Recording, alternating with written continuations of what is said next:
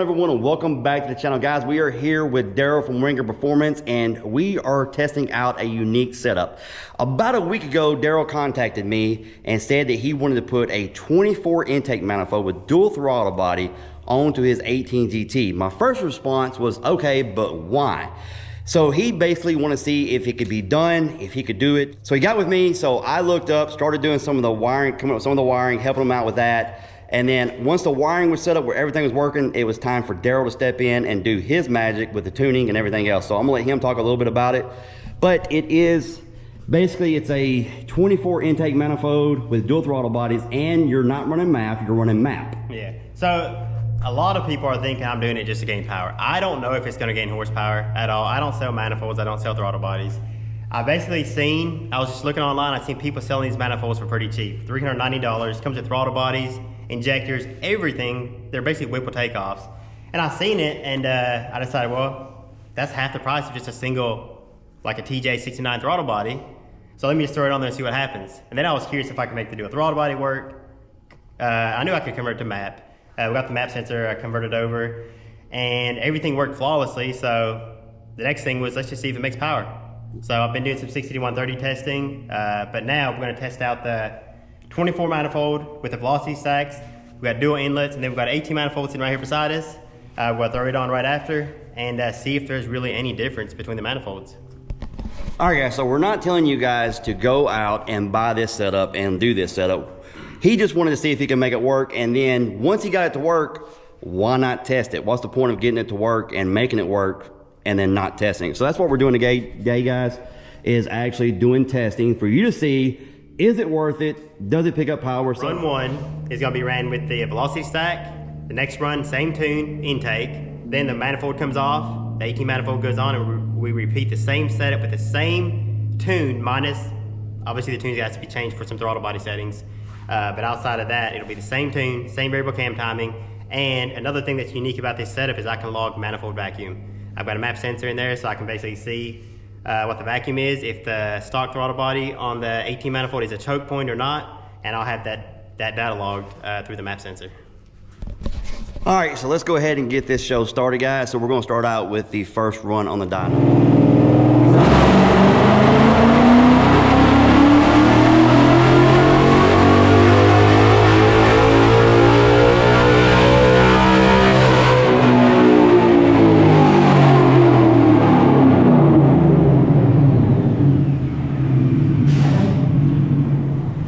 So we did 483, 409 torque. 483, 409 torque. All right, real quick, for those of you wondering, SAE is 468. So that's what, well, a lot of people usually do STD, but what are you going to do, Daryl? STD or SAE the whole time? It doesn't matter to me. I mean, we'll just want to leave it on SAE? Either way, I mean, what's everyone else using? What do you Most everybody I see on dyno runs are using STD, but I've always used SAE, but it doesn't really matter. All we really care about is the difference between the manifolds. The difference between the manifolds is all that matters. Yeah. But anyway, so here we are. There you go, 468, 396. Depends on how you want to spin it. So either way, today the uncorrected is more than that. So yeah. So now we're switching out the velocity stacks for the filters.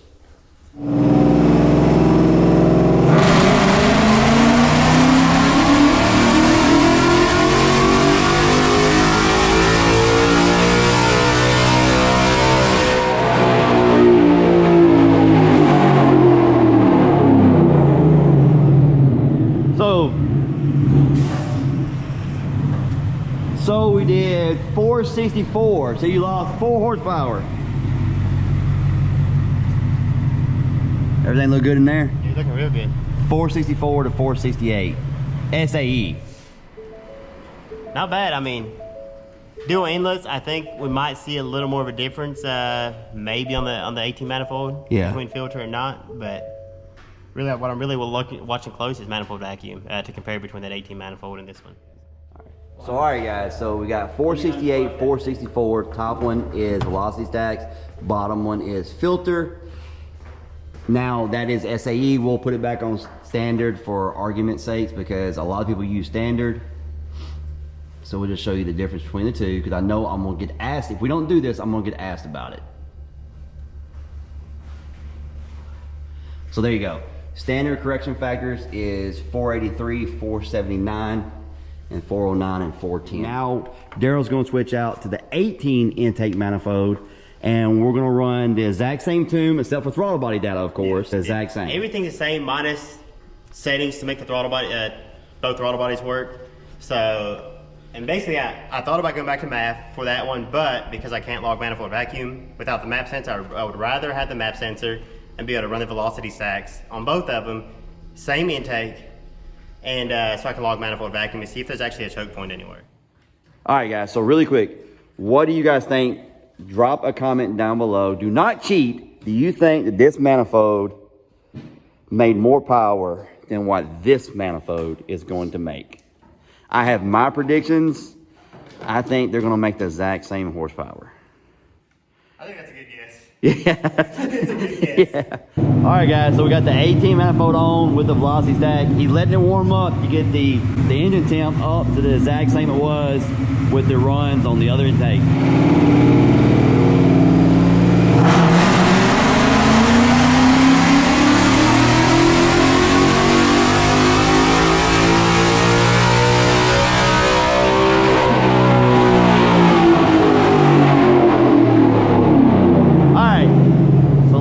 It did. Moment of truth. 481. So we got 481 to 483. It's a standard. Take a look at that power curve. So let's take the top run. Can we take the top run and the bottom, the black and the green, lay it over each other, and let's see the difference between the two? So blue is what we just did, and the black is what we had before. Look at how it carried up top on the twin throttle body. Yeah. That's actually pretty, while the power was close, look how much it carried up there. Yeah, so can we look at the difference between the two right there? Like over there at the biggest gap between the two. It's probably gonna be toward the end of the run.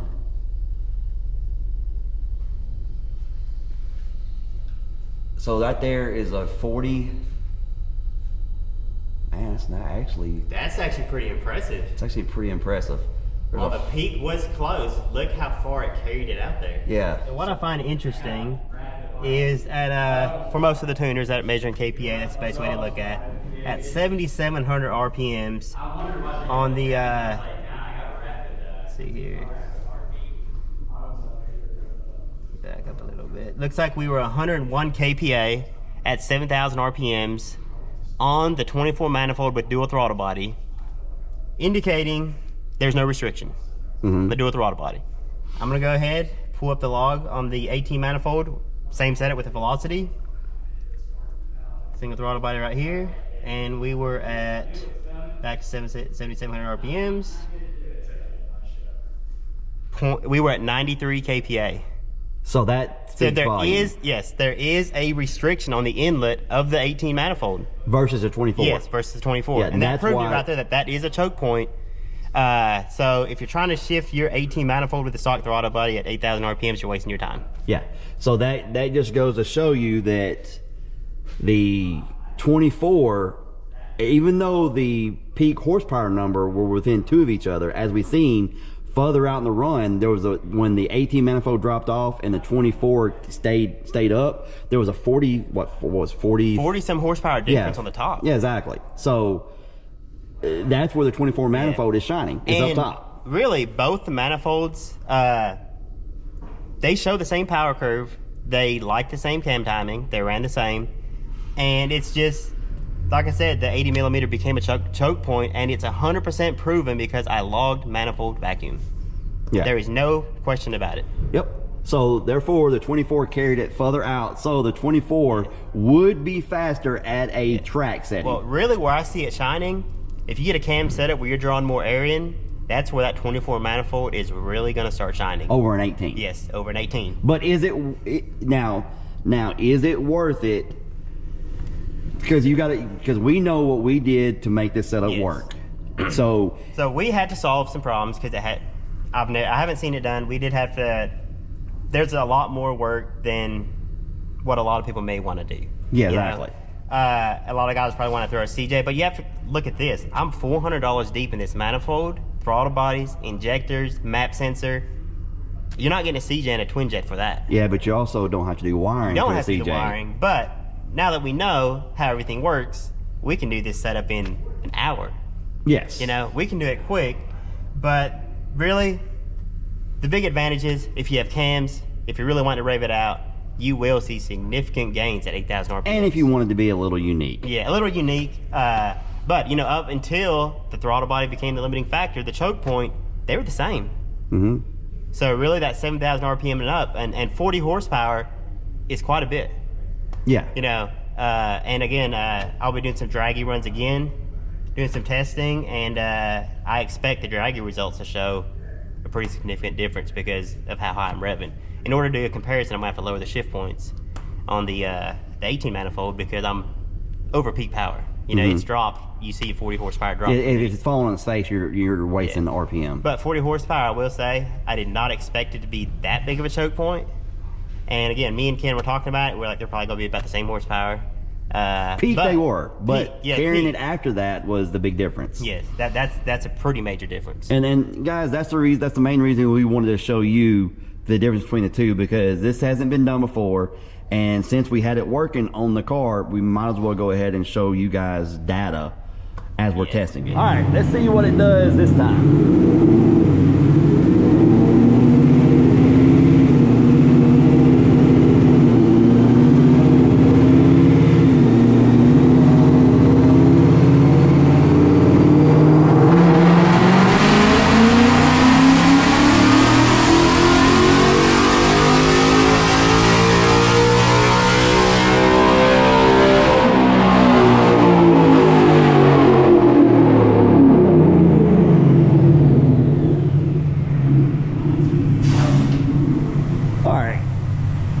So we did 477.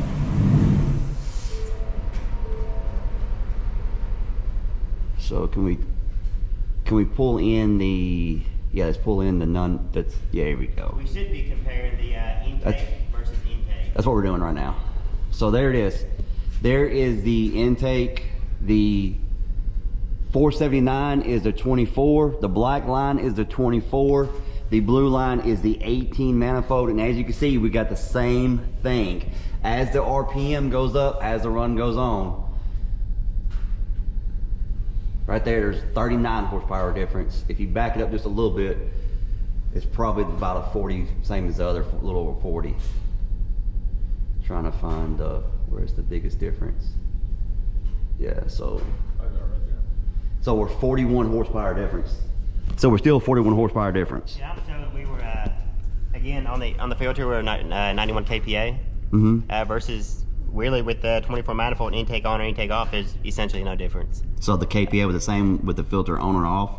On the 24 manifold, yes. Yeah, and so with the, you seen a little drop?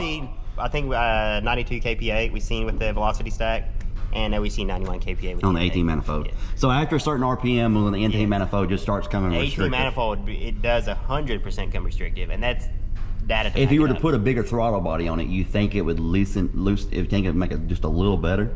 Well, I'm not sure because of the inlet size of the 18 manifold. Yeah. Again, that's something I would have to try, but I think a throttle body would gain a little bit, but I don't think it's gonna make what the 24 manifold does up top. Yeah, up top. Yes. Yeah, exactly. So the peak numbers, so you're not always gonna look at peak numbers, guys. You're gonna look at how it carries the power, and that's where a dyno comes into play. You can actually compare how it carries the power. You can see the 24 manifold with the dual throttle body carries power out, and out here you got 41 more horsepower, and that will make a difference.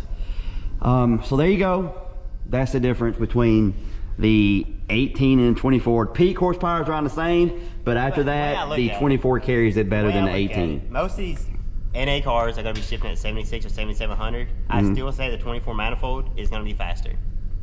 Yes, the peak number was essentially the same, but the way it carried it, we can stay in that peak power. You know, I'm going to target 7900 to 8000 on this one, just like I'm doing.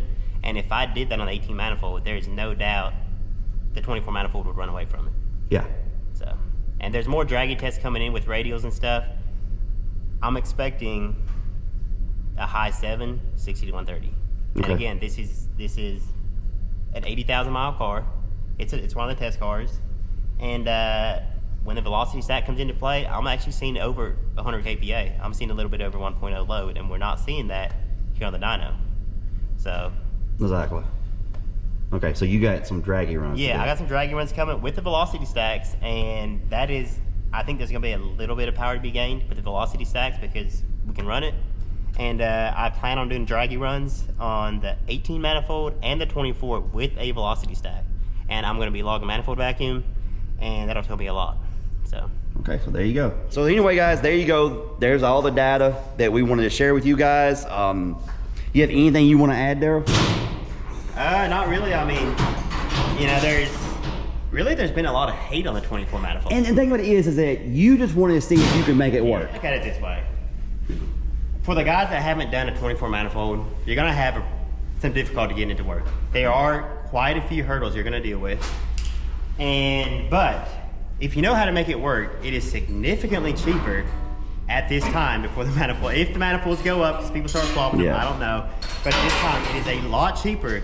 If you know how to make it work, you're gonna be 400 bucks deep in the manifold. That's about what they're running for. Versus a CJ and a twin jet throttle body. So if you know how to do the work yourself, there's some wiring involved. There's a decent amount of wiring involved. There's a lot involved on the calibration side. Yeah. So I mean, there's a lot involved. So you'd have to want to be very unique. Yeah. And then, so if you want to run it, I'm not going to push someone to run it. No. Like, cool. If you want to do it, matter of fact, you'll set them up with it. Yeah. The manifold. More than likely, once we do more testing on it. We got to do a lot more testing. There's some things that we need to verify on the throttle body, some fail-safe settings. Mm-hmm. So that's what we're going to be testing out. But so far, it's looking pretty promising at the higher RPMs. Yeah, at higher 40 RPM. horsepower is not small. No, 40 horsepower after the peak horsepower, carrying it that far out is significant. You know, so we've seen that. But guys, you know, we didn't do this to set everybody out there and make everybody start going to buy this stuff. Daryl just wanted to see if he can make it work. Once he made it, we got it to work, then it's like, okay, how does it compare? Because if we made it work and people, you don't get no comparison, everybody's gonna be like, well, why didn't you compare? Yeah. So that's basically why you did it. If you haven't done a 24 manifold and you don't have what it takes to make it work, just go with the CJ. Yes. You're gonna spend a little more, but you can slap it on. Like I said, there's a lot more involved in what a lot of people expect. So now I want to see the CJ against the 24. The CJ, and again, we can get the CJ, throw a map sensor in it, log manifold vacuum, and that will tell us. I know somebody's got a CJ sitting at their shop. You got a CJ? Yes. Give me that CJ. I've got a CJ sitting at the shop. We will have to drill a hole in the back of the manifold. Yep. Because the map sensor. It would be your CJ after that. Yeah, it's my CJ at that point. Same with my 18 manifold. I had to drill a hole in the back to get the map sensor. I don't have a throttle body for it, but I do have a CJ, brand new CJ manifold in the box. Yeah, that'll be interesting, you know, to see how it, really, my guess is it's going to flow really close to the side. I want to see it. Yeah, I mean, technically, the twin 80s are a higher CFM, but the Cobra Jet is just a Cobra Jet. It just works. Yeah, Cobra Jet's the king daddy of NA. Yeah. And we all know that. So, but anyway, guys, there you go. So if you've ever wondered, does the dual throttle body, does it help at all? Now you know. Anyway, guys, that's pretty much gonna do it for this video. Guys, as always, hit up Wengerd Performance for interior tuning. Hit up us at our shop if you want some Coyote stuff. We've been very busy at our shop. That's why you haven't seen videos. We've got some stuff going on with the 16. If you saw the last video of the 16, we ran 596 at 120 at the drag strip. We got some stuff going on I can't talk about right now with you guys. Hopefully soon I'll be able to talk about what's happening with this car. You're going to enjoy it, but we're going to hit that at a later date. But just stay tuned. And guys, I hope you enjoyed this video. If you did, please hit that like button, subscribe if you haven't, and we will see you next time.